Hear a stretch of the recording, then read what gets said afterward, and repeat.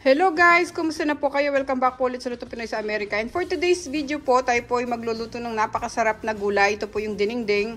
May mga gulay po ako dito galing po ng LA. Dala po ng nanay ko nung nagpunta sila dito sa amin. Napakadalang po kasi makahanap ng mga ganyang gulay dito sa Las Vegas kasi po nasa disyerto po kami. Kaya ito po yung mga ilalagay natin para po sa ating dinengdeng. Meron po tayong luya, sibuyas, kamatis. Meron tayo ditong talong. Talbos ng kamote dahil marami po silang tanim doon na talbos ng kamote. Meron tayong okra, bataw, ampalaya, ito po yung kalabasa at yung ating sitaw. At gagamit din po tayo ng bagoong na isda na galing pa po sa Pangasinan. Binigay po ng kaibigan ko. At ito po yung isda natin. Piprituhin na lang po natin siya kasi mahirap pong mag-ihaw sa labas ngayon. Sobrang init po dito sa Las Vegas. Kaya piprituhin na lang po natin. At ito po yung ating tubig na ipangsasabaw po sa ating dinengdeng.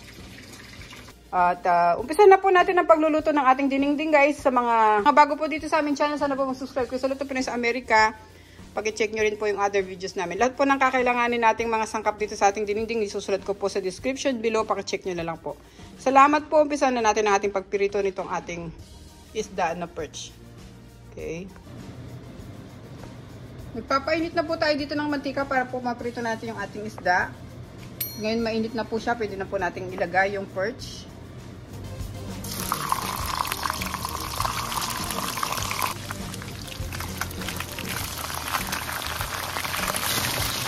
Okay guys, luto na yung pritong isda natin. Patayin natin yung stove.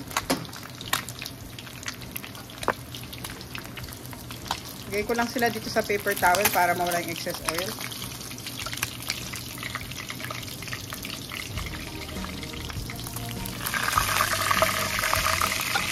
Naglagay naman ako ng pot dito guys. Lagyan natin ng tubig.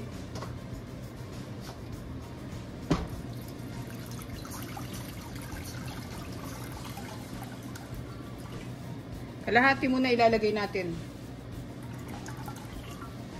Kasi lalagyan natin ng gulay yun.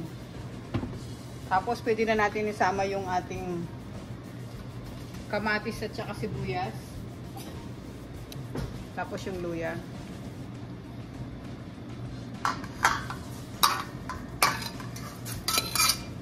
Hintayin natin siyang kumulo.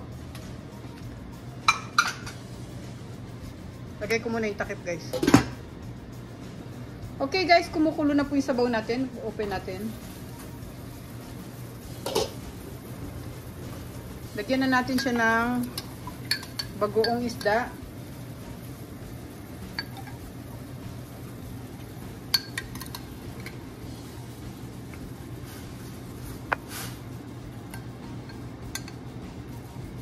Ayan.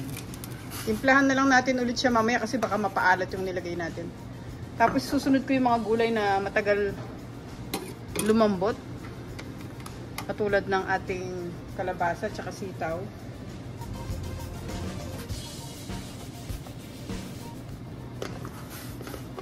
Unahin muna natin yung dalawang gulay na yan. Tapos sunod na lang natin yung iba mamaya.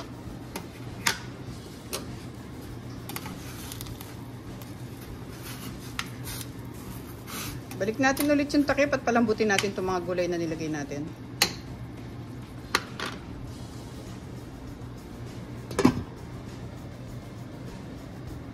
Okay, open ulit natin. Palagi ko medyo malambot na yung mga gulay, yung kalabasa at yung sitaw.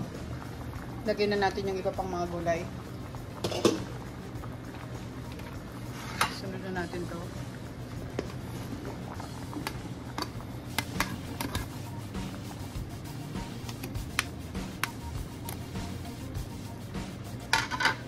Mamaya na natin nilagay yung talbos ng kamote.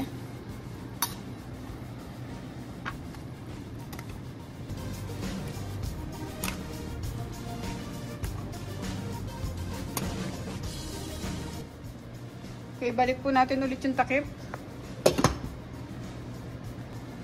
Okay, pwede na ulit natin siyang buksan para ilagay natin yung talbos ng kamote. Yan, malambot na yung gulay natin.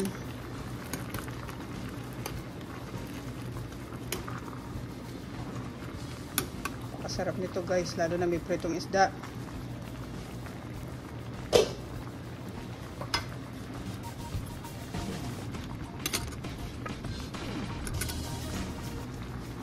Mabilis naman pong maluto itong talbos ng kamote.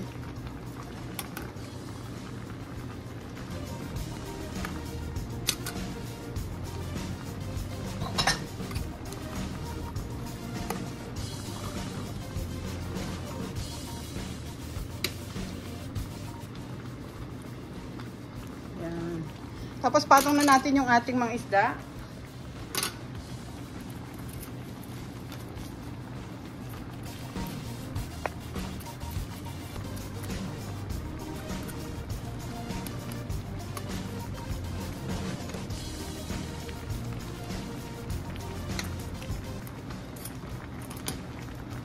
Balik ulit natin yung takip. Pakulan natin siya ng mga 2 minutes. Hinaan na lang natin yung apoy, guys. Para lang ma-absorb ng ating mga isda yung sabaw. Okay. Okay guys, luto na yung ating dilingding. Pwede na natin siya ilagay sa ating serving plate. Yan na po. Pakasarap po niyan. At yung gulay natin malambot na. So i-off na natin siya. At ilagay na natin siya sa ating serving plate.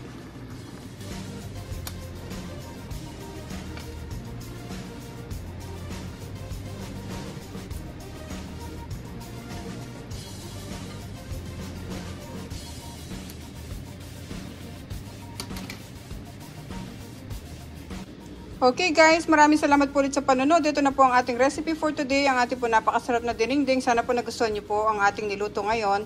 Pakicheck nyo rin po yung other videos namin guys. At huwag nyo po kalimutan na mag-subscribe sa Lutong Pinoy sa Amerika. Thank you so much po for watching. At po tayong lahat. God bless po. Salamat po.